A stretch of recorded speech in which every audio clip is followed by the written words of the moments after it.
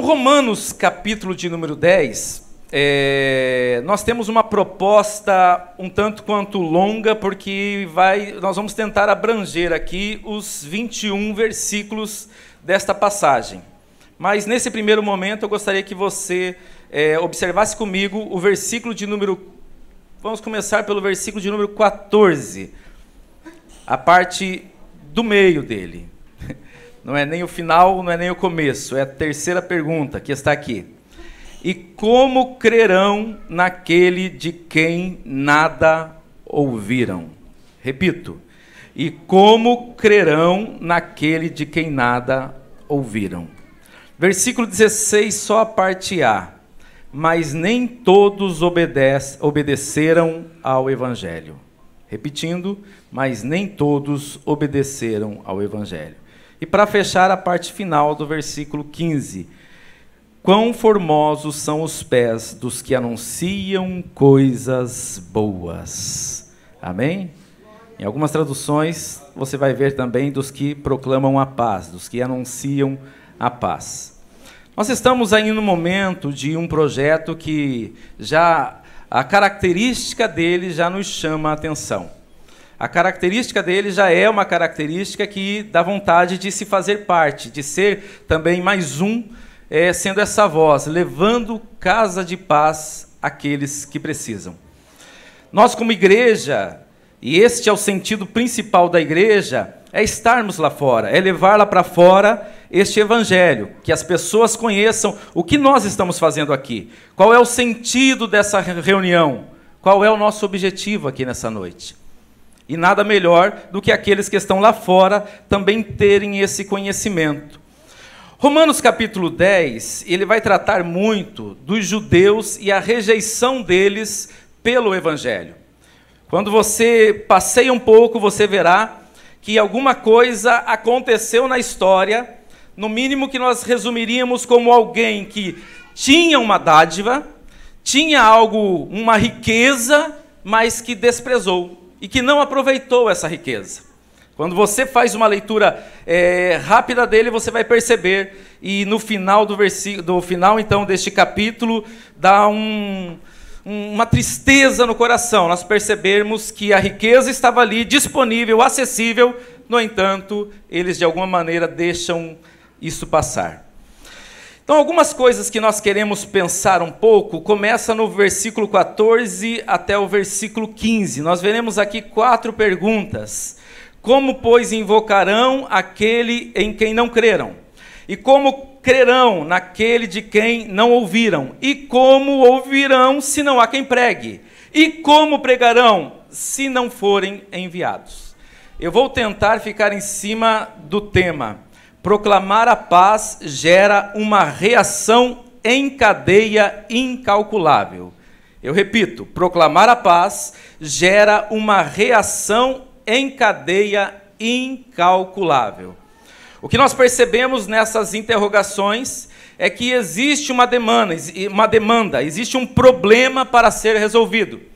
E esse problema nós precisaríamos inverter agora isso daqui e nós começarmos a ver qual é a problemática que está embutido aqui. Mas antes disso, queridos, nós vamos dar uma passada do versículo 1 até o versículo de número 3 de Romanos, capítulo 10. Fique com a Bíblia aberta, nós vamos algumas vezes ler alguns versículos e nós ficaremos em vários versículos aqui, então acompanhe com a Bíblia aberta que fica um pouco mais fácil.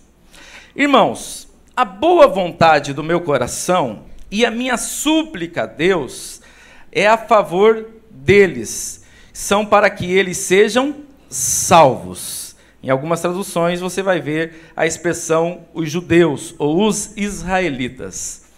Então o que nós precisamos num primeiro momento entender é que há uma necessidade de que as pessoas ouçam.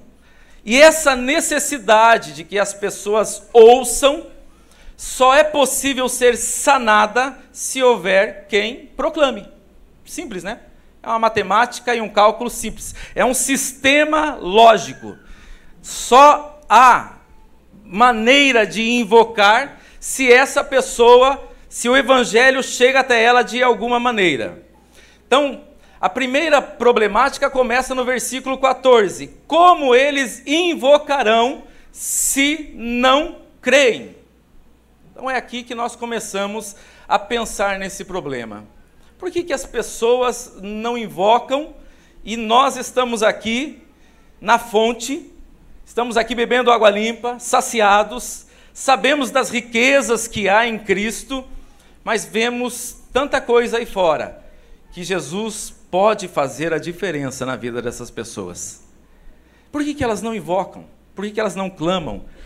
Ou até por que elas não estão aqui conosco, adorando a Deus nessa noite, né? Por que elas não estão presentes também aqui neste lugar?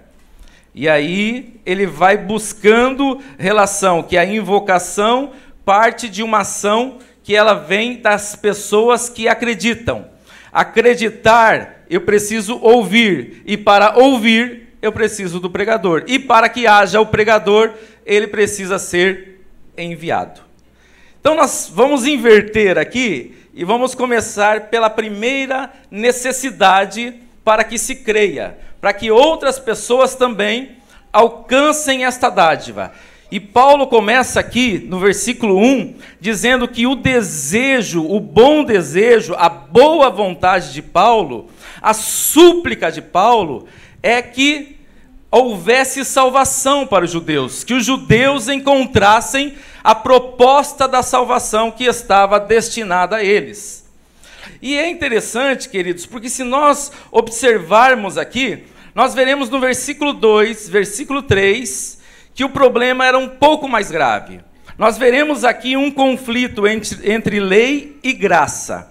Veremos aqui uma proposta antiga e uma proposta nova. Veremos aqui uma salvação disponível e eles ainda presos em um outro conceito com uma outra mentalidade. Veja o que diz o versículo 2. Porque lhes dou testemunho de que eles têm zelo por Deus, porém, sem entendimento, não com entendimento. Ou seja, ele está dizendo, o povo de Israel tem zelo de Deus, mas é um zelo sem compreensão, sem entendimento. E ele continua no versículo 3 dizendo, porquanto desconhecendo a justiça de Deus e procurando estabelecer a sua própria, não se sujeitaram à vontade que vem de Deus. O primeiro problema de Israel está que eles estavam fechados para a perspectiva da salvação que vinha através de uma nova possibilidade. Eles estavam já tão acostumados a uma rotina, a um mecanismo de salvação que eles viviam, que agora eles não conseguiam perceber que havia algo de graça disponível e acessível. E aí, Paulo está dizendo que além deles estarem fazendo coisas sem entendimento, eles tinham zelo, eles faziam aquilo com cuidado, eles faziam aquilo com uma certa preocupação, mas não tinham entendimento. E para ficar pior ainda, o versículo 3 diz que eles estabeleciam a justificação pela sua própria forma de pensar. E mais, eles não queriam se sujeitar à vontade de Deus. Esse é o primeiro grande problema para que o Evangelho comece a fazer a proposta que tem a ser feita. E a proposta do Evangelho é a salvação de todo aquele que crer. E isso será bem exposto nesse capítulo de número 10. Só que o primeiro entrave tem que ser do meu jeito. Tem que ser da maneira que eu aprendi, tem que ser na cultura que eu aprendi, no olhar que eu tenho, do jeito que eu penso, da maneira que eu tento conquistar a Deus. E aí, abre-se agora uma porta que não é mais pela justificação que eles acreditavam. É de graça. É de graça que se abre agora a porta da salvação. É óbvio que esta graça tem endereço. Esta graça se chama Jesus Cristo. Mas a dificuldade de um povo que está acostumado a guardar leis e a mostrar e a sair pelas praças mostrando que eram diferentes, fica difícil abrir a mente para uma nova perspectiva. E talvez você me pergunte aqui nessa noite, o que tem isso a ver comigo? O que tenho eu com tudo isso? A verdade é, queridos, que para que a fé seja despertada em nós, a primeira coisa que ela começa a causar em nós são colisões espirituais. E essas colisões, elas começam, de alguma maneira, a se chocar com a nossa tradição, com aquilo que a gente está acostumado a fazer, com as nossas maneiras de barganhar a vida, com a nossa forma de interpretar a vida. E de repente aparece uma oportunidade dizendo que é de graça, que aquela cruz está dizendo que Ele nos ama ao ponto de agora, todos aqueles que o aceitarem são feitos filhos de Deus. Como assim? Num mundo onde tudo tem um preço? Num mundo onde parece que as coisas são gerenciadas por questões monetárias e de repente eu preciso agora entender que é de graça? Como é que fica aquilo que eu aprendi, aquilo que é feito pela sociedade? E alguns casos são até mais graves, porque eles vêm de uma religiosidade interna, familiar, e que já é uma herança que vem de muito tempo e que fica difícil se abrir para uma possibilidade nova. Está acostumado a ver Deus de uma maneira, está acostumado de alcançar Deus de uma maneira. Quem sabe eu estou falando com alguém aqui nesta noite, que ainda não se decidiu por Jesus, e quem sabe a sua barreira seja a mesma que a minha no passado. A minha eram meus amigos. Aceitar Jesus significava ter que romper com as minhas amizades. Aceitar Jesus, na minha época, significava mudar o meu estilo de música. Aceitar Jesus significava eu começar a conhecer uma nova religião. E isso era o meu primeiro bloqueio. E eu não estava me sujeitando à vontade de Deus, mas eu queria conhecer a Deus da minha maneira. E eu tinha diálogos mais ou menos assim: o dia que eu tiver uma vida um pouco melhor, que eu não estiver fazendo tanta coisa errada, que eu der uma melhorada, aí eu vou na igreja. Como se nós conseguíssemos por nós mesmos chegar até Deus. Isso é um engano, queridos, é impossível. Isso é tão impossível que Jesus desceu da glória para fazer esse serviço em nosso lugar. Porque eu não conseguia, mas foi quando Ele viu isso, Ele se ofereceu para pagar o que eu não podia pagar. Isso é justificação alcançada pela cruz, aleluia. Não é pelo que eu faço. Não é pelo que eu faço. Então eu preciso abrir o coração para uma nova perspectiva. E aí os israelitas não conseguiam abrir a sua mente para essa perspectiva. E essa perspectiva do versículo 4 a seguir, ela começa a traçar um novo caminho, dizendo que a lei agora está se concretizando em Cristo. E agora ele também diz que essa possibilidade de Cristo, através da cultura, ela precisa ter um elo de ligação. E olha o que diz o versículo 4: porque todo aquele que crê. É agora que começa a coisa a ficar um pouco mais, é um desafio maior. Agora a guerra ficou um pouco mais travada. Porque agora Deus nos chama para uma perspectiva de fé. Sem fé é impossível agradar a Deus. É o que diz Hebreus capítulo de número 11, versículo de número 6. E a fé, para quem quer pensar em fé, para quem gosta do conceito filosófico de fé, porque não é fácil você pensar em fé, o versículo 1 diz que é o firme fundamento, é uma coisa firme, mas de uma coisa que eu espero. Não é material. É diferente de falar é firme porque é ferro, é firme porque é laje. Não, é firme porque eu espero. Quer dizer, eu estou firmado em esperanças. E é a prova material do que eu não vejo. Como é que se prova alguma coisa que você não está vendo? Isso é fé. É só isso. Facinho, né? Então essa matéria aqui todo mundo tira 10, né? Vamos viver na fé, maravilha. E é essa perspectiva que ele diz, porque agora nós estamos diante de um monte de conceitos que ele vem, desde Moisés e lei, conhecendo tudo, vendo Deus abrir mar, vendo Deus fazer tudo o que fez, e agora aparece Jesus. E diz, olha, eu vou simplificar o caminho aqui para vocês. É eu que sou o caminho, eu que sou a verdade, eu que sou a vida. João 14,6. Fácil, né? Como assim? Você é o caminho, a verdade e a vida. Ele está só resolvendo a equação maior do universo. O que é a verdade, o que é o caminho, o que é a vida é Jesus. É só isso. E ele não diz eu sou eu não sou uma possibilidade. Ele diz eu sou o caminho, eu sou a verdade, eu sou a vida, enfim. É assim que ele vai resumindo. Como é que você consegue acreditar nisso? É só pela fé. Aí não existe outro mecanismo. É quando eu começo agora a olhar para essa cruz e querer entender o que essa cruz está dizendo para mim. Todo o processo salvífico, todo o processo de salvação, toda a centralidade bíblica, ela passa pela revelação da cruz. É ali que ele desenrola o grande mistério da humanidade. O que todos esperavam, o que todo mundo profetizava, aguardava, se revela na cruz. Então a fé começa a acontecer aqui, e no versículo de número 16 e 17, no 16, ele diz que nem todos obedecem ao evangelho. E aí ele recita Isaías 53, reforçando: pois quem acreditou na nossa pregação? E aí, essa problemática ele vai resolver no versículo 17, dizendo: e assim, a fé vem pela pregação, e a pregação pela palavra de Cristo, ou pela palavra de Deus.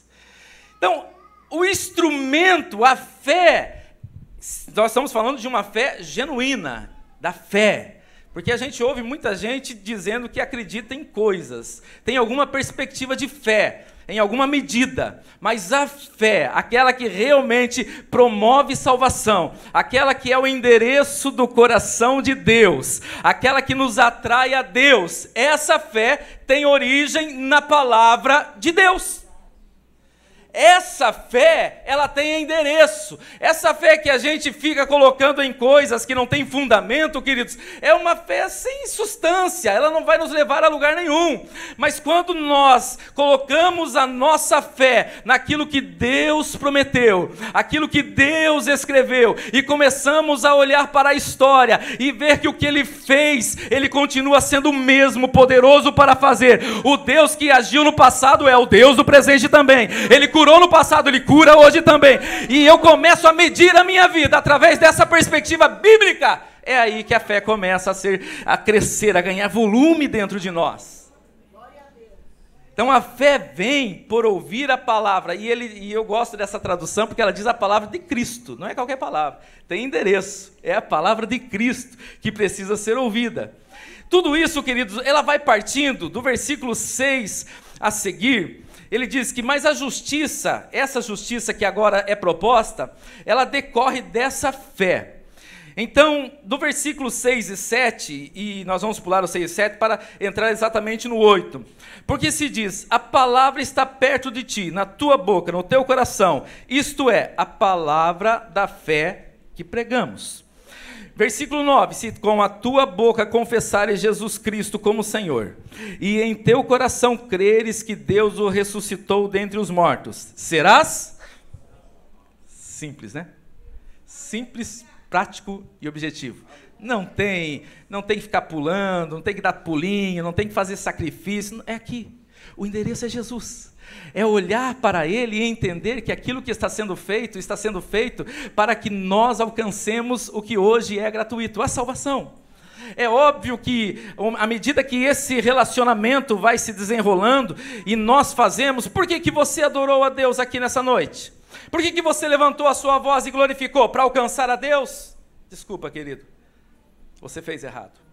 Não, eu adorei a Deus aqui porque eu queria mostrar para Deus que eu canto bonito. Desculpa, querido. Você não alcançou esse privilégio, mas você hoje adorou a Deus porque Ele já te alcançou através daquela cruz. Nós adoramos por fruto da salvação, pela alegria conquistada, é por aquilo que temos, é por aquilo que recebemos, é por aquilo que conquistamos através da cruz. É diferente daqueles que fazem para receber. Eu faço é porque está derramado sobre a minha vida, é porque Ele jorra dentro de mim, aleluia. Essa é a proposta que ele vem traçando nesta fé. E quando eu compreendo isso, ele está dizendo o seguinte: você compreendeu isso? A fé está trabalhando isso dentro de você? Então agora, a tua boca vai dizer isso, e o teu coração, a palavra que está em ti está na tua boca e no teu coração. A boca confessa e o coração crê. Então, eu louvo a Deus, eu glorifico a Deus, porque diferente de algumas falácias que a gente ouve, de algumas inverdades que muitas vezes a igreja acaba sendo alvo, que parece que as pessoas vivem uma lavagem cerebral, isso não existe no Evangelho, pode existir em qualquer uma outra coisa, mas o que nós apresentamos a Deus é o quê? É um culto racional. Racional, crer, ele está dizendo aqui que passa pela mente. Eu ouço o Evangelho e agora eu vou começar aqui dentro do meu coração a perceber ou não. Está aberta a possibilidade ou não, você vai dizer sim ou não. Ninguém aqui faz alguém cultuar por força. Ninguém aqui coloca a arma na cabeça de alguém dizendo, olha, você tem que adorar a Deus, você tem que ir para o culto, você tem que servir a Deus. Jamais. Todos que estão aqui são atraídos por Ele, são envolvidos por Ele, olharam para aquela cruz e disseram, sim, eu acredito, aleluia. Essa é a diferença, ele está dizendo, olha, isso daqui ela vai passar pela sua mente, a sua boca vai confessar e o seu coração vai crer que Ele ressuscitou. E esta é a grande diferença do nosso Senhor, esta é a diferença daquele que estamos cultuando. Ele não está morto, mas Ele ressuscitou, aleluia. E aí, queridos, dentro do versículo 11 a seguir, ele diz que todo aquele que crer não será confundido. Algumas traduções vão falar que esses que acreditam nele não serão enganados. Eles não estarão, de alguma maneira, perdidos no meio do caminho, né? Eu não sei aonde você já colocou a sua fé alguma vez. Talvez eu esteja falando com alguém que já tentou em tantas portas, já tentou tantas coisas nessa vida, já até depositou a sua fé em muita coisa e se enganou. Pensou que aquilo ia dar certo e não deu certo. Eu também já fiz isso.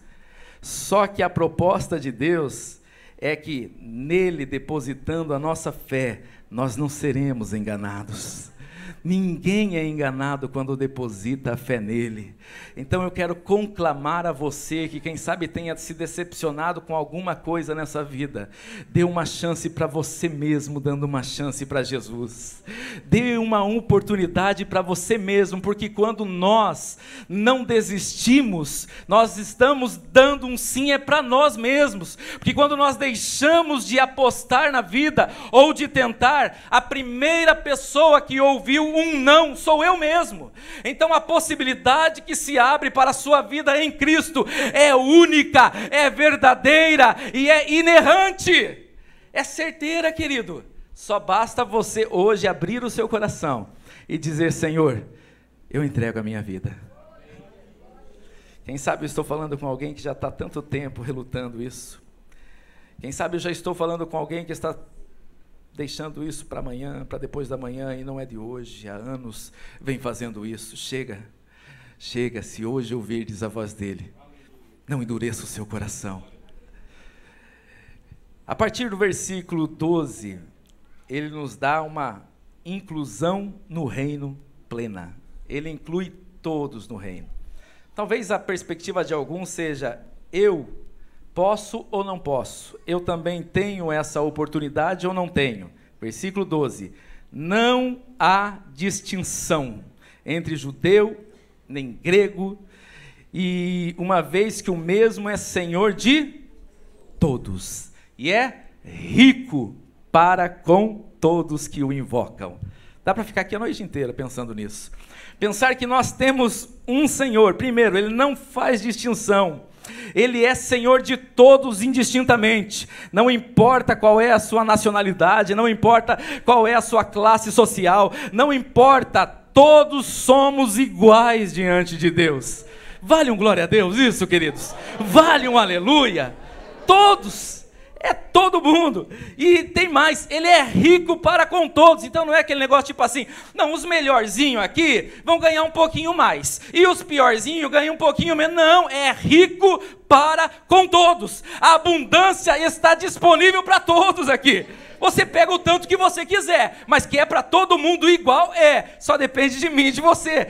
A minha sede será saciada à medida que eu me lance. Agora é óbvio, se eu quiser chegar com um copinho de café e falar, vou tomar só um golinho de água, está disponível, está jorrando. Então aproveite e nessa noite se sacie nessa fonte, para todos que o invocam. E é aqui, queridos, que nós vamos encontrar o princípio agora de uma fé não atuante deste povo, de um zelo sem entendimento, de uma justificativa própria que eles queriam desenvolver, e que contrasta agora com a possibilidade simplesmente de crer em Jesus, e agora, através daqueles que o reconhecem como Deus, tem o privilégio de, no versículo 13, dizer que todo aquele que invocar o nome do Senhor será salvo. Só isso aqui, irmão, já valeu a noite, já vale já a vida. Se você só guardar esse versículo aqui, irmão, pronto, tá? Já ganhamos tudo aqui, já. Invoque o nome do Senhor e será salvo. Aí começam os problemas. Não está fácil, né? Vamos invocar o nome do Senhor, que está fácil. Porém, ele diz o seguinte: como que pode alguém invocar se alguém não crê? E como que pode alguém crer se não ouviram dessa pessoa, não sabem nada sobre isso? E como que eles podem ouvir se não há quem pregue? E como pregarão se não forem enviados? Então, como nós falamos, a perspectiva começa exatamente nesse entendimento da salvação, que nós vamos trabalhar ele na perspectiva de uma fé, onde nós depositamos em Deus a nossa esperança, compreendemos o projeto de salvação. Isso tornará pessoas em anunciadores, pregadores, promotores do reino de Deus, pessoas que falarão para outros. Porque o evangelho, queridos, assim como tudo na vida, ele passa a ser uma promoção daqueles que foram alcançados e estão felizes, satisfeitos e receberam algo grandioso. Então, automaticamente, voluntariamente, eu vou falar para os outros desse benefício tão maravilhoso que eu recebi na minha vida. Você consegue entender? Algumas pessoas, às vezes, parece que compreendem que a proclamação do Evangelho é quase como se fosse um castigo do Evangelho. Não, você tem que proclamar, você tem que falar do Evangelho, tem que falar para todo mundo. O Evangelho, para ser proclamado, ele passa por alguém que acreditou nesse Evangelho, e uma vez que ele acreditou nesse Evangelho, é óbvio que ele também está sendo alvo das bênçãos deste Evangelho. E aí, queridos, é uma matemática natural. Todo mundo que gosta promove, todo mundo que recebe algo bom fala para outro desse algo bom. É ou não é? Você pode comprar uma marca de café. Você comprou a marca de café hoje, você gostou, chega lá para o teu amigo e vai falar, não vai ganhar 1 centavo da empresa de café. Você chega lá e fala, rapaz, tomei um café, meu amigo, você tem que experimentar esse café. A mulher chega lá, foi no shopping, foi lá, comprou uma camisa, já chega falando para mais 20, né? Umas 20, olha, tem uma promoção lá, umas camisas, dali a pouco tem umas 20 comprando. O que você fez? Você promoveu algo bom. Isso é o Evangelho. O Evangelho é à medida que eu vou sofrer este impacto do amor, à medida que este amor me envolve, que essa graça se derrama, que eu começo a experimentar dessa fonte, é natural, querido. Você vai olhar para alguém e vai dizer, olha, eu conheço alguém que pode mudar a tua história, olha, eu conheço um amor que vai mudar a tua vida, essa família pode ser restaurada como foi a minha, esta graça está derramada para você também, e aquilo que nós vivenciamos, estaremos falando para outros estarão sendo alcançados, e o Evangelho está sendo propagado. Aleluia! É disso que nós estamos falando quando nós falamos que a proclamação da paz gera um processo em cadeia incalculável. Porque esse processo em cadeia incalculável começou lá com Jesus. Jesus começa esse processo, pega os seus discípulos e começa a fazer o seu discipulado. Não foram os 12 que alcançaram a sua nota máxima, mas os 11, olha aí, ó, o mundo inteiro está ouvindo falar do Evangelho. O que é isso? Pregadores que foram gerados na cruz pelo amor, entenderam o seu chamado, foram alvos da graça, da misericórdia e das maravilhas do céu, e automaticamente saíram pelo mundo anunciando, falando, proclamando e dizendo dos benefícios e das boas novas que a cruz derrama sobre todo aquele que crê. Aleluia! É isso!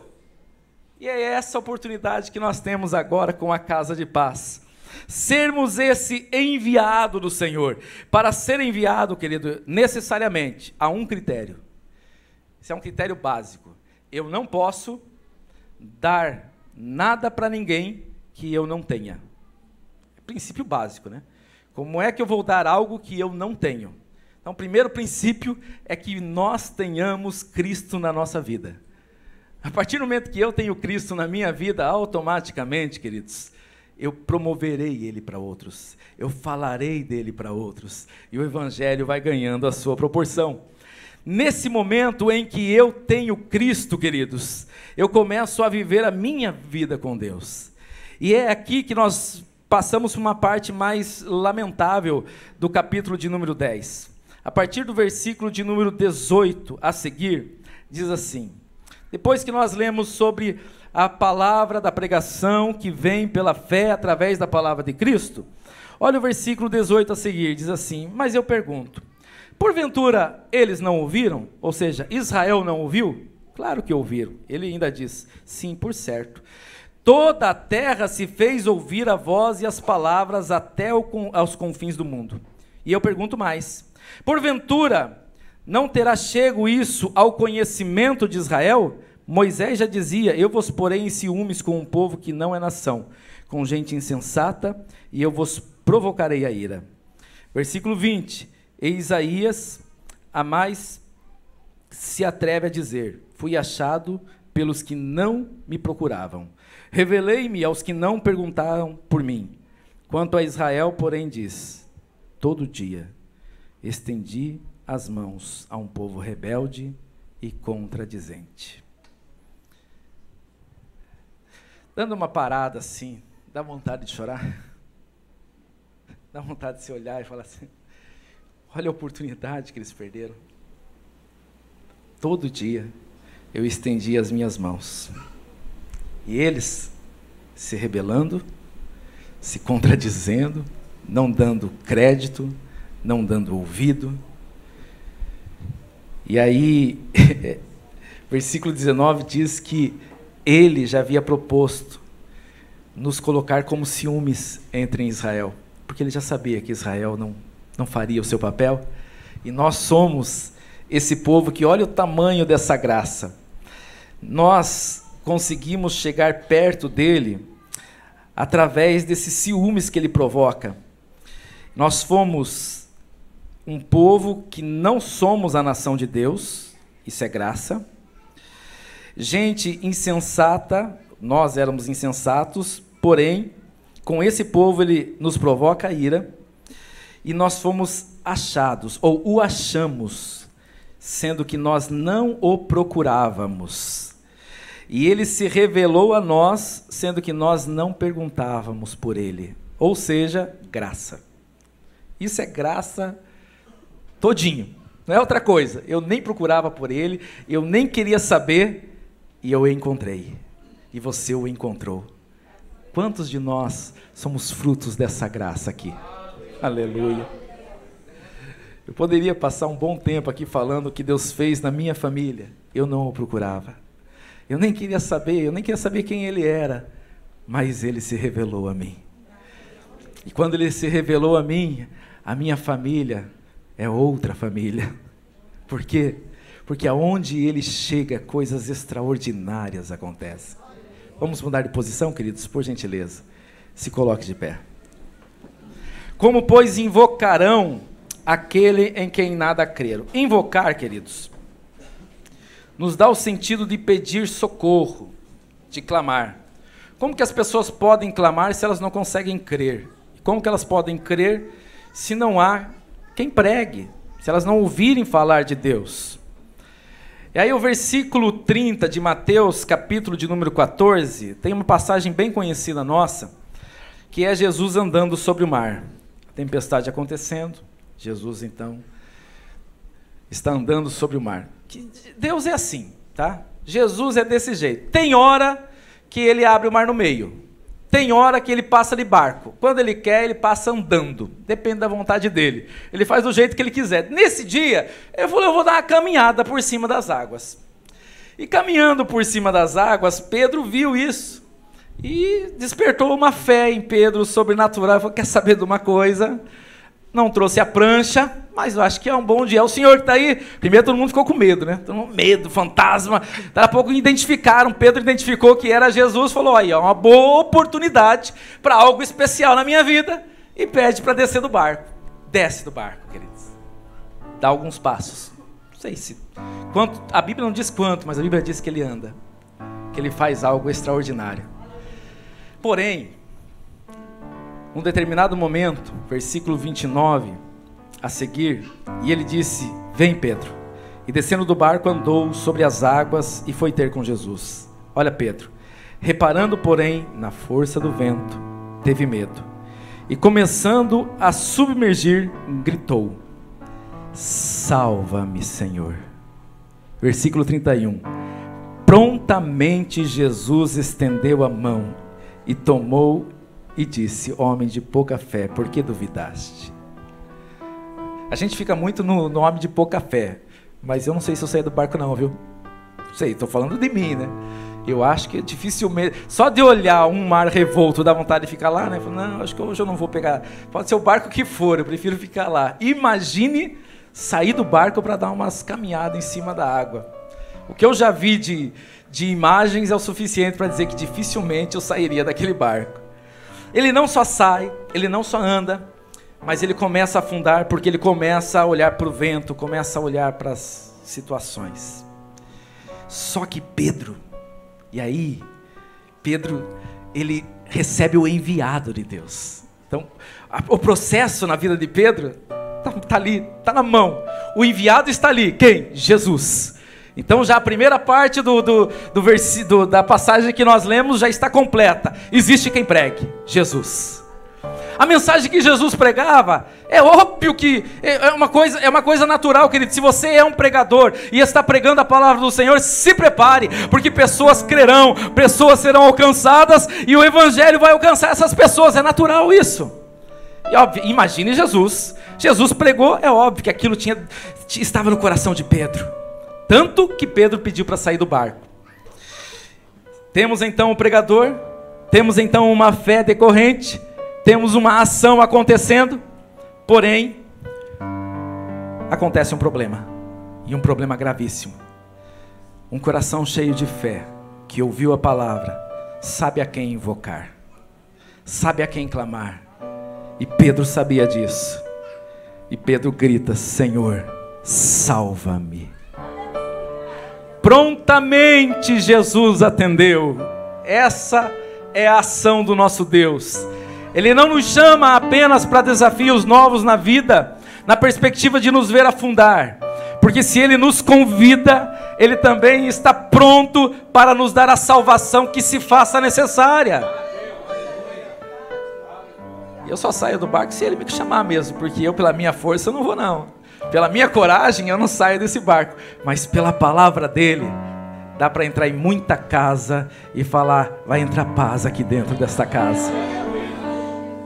É difícil entrar numa casa acreditando que as coisas vão melhorar pelo quê? Pela minha força? Pela nossa sabedoria? Pelos nossos braços? Acho que não. Mas se você entrar carregando este nome e dizendo, olha, não interessa qual é a causa, o problema aí está feio mesmo, e olha, eu estou para dizer até que se fosse pela minha sabedoria não tem jeito, mas eu estou indo no nome dele, e no nome dele essa família vai ser restaurada, e no nome dele é a cura, e no nome dele é a salvação, e no nome dele é a solução. É no nome de Jesus que as coisas acontecem. Foi lhe dado um nome que é sobre todo nome, e nós somos embaixadores desse nome. Só clamarão Jesus se nós proclamarmos Jesus.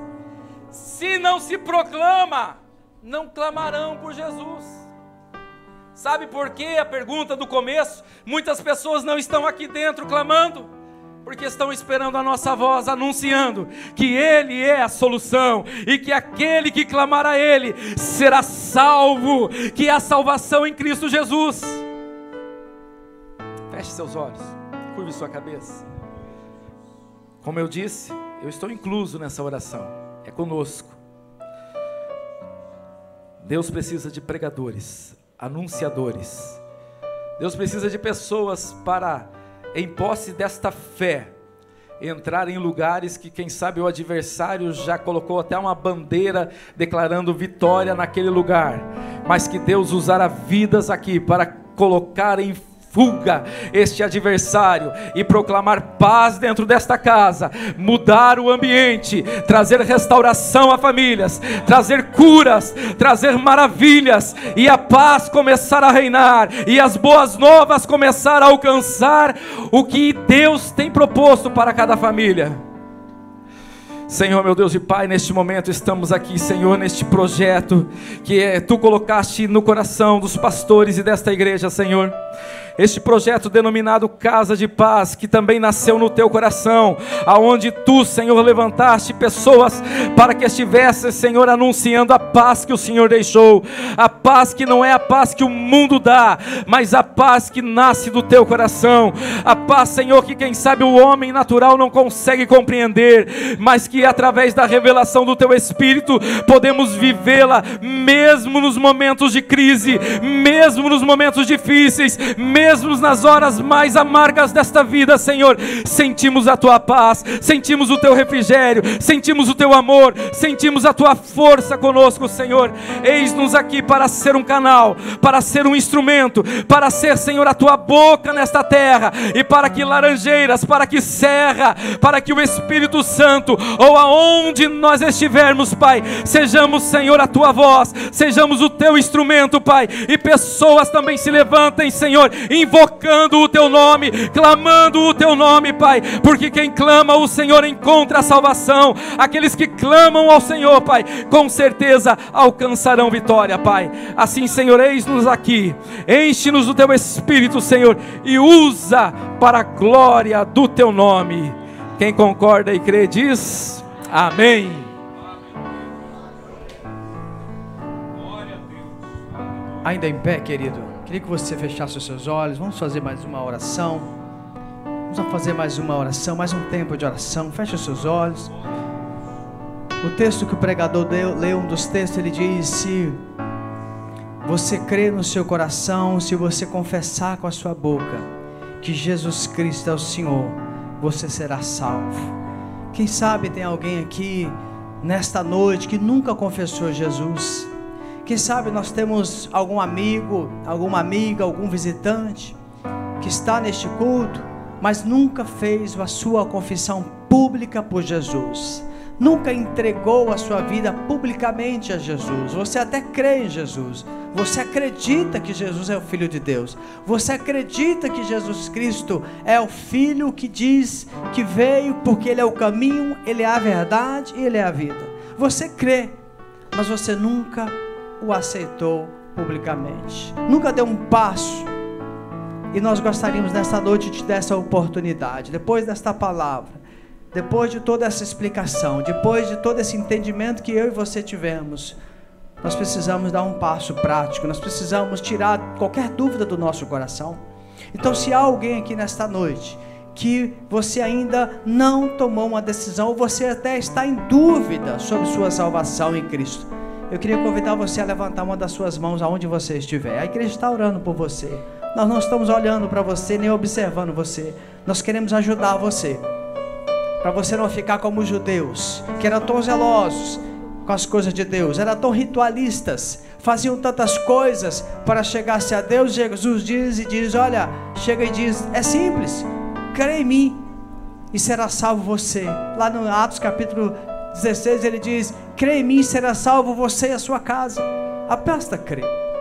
Então, se tem alguém aqui nesta noite que ainda não tomou uma decisão por Jesus, eu queria pedir você para levantar uma das suas mãos, porque nós queremos orar por você, nós queremos clamar a Deus por você. Há alguém aqui nesta noite? Alguém que gostaria de entregar a sua vida para Jesus? Alguém que está desviado, quer voltar para Jesus? É só levantar uma das suas mãos. É só levantar uma das suas mãos, porque nós vamos orar por você, nós vamos clamar a Deus por você, e definitivamente o seu nome estará sendo escrito no livro da vida, e toda dúvida quanto à salvação e vida eterna vai ser extinta do seu coração.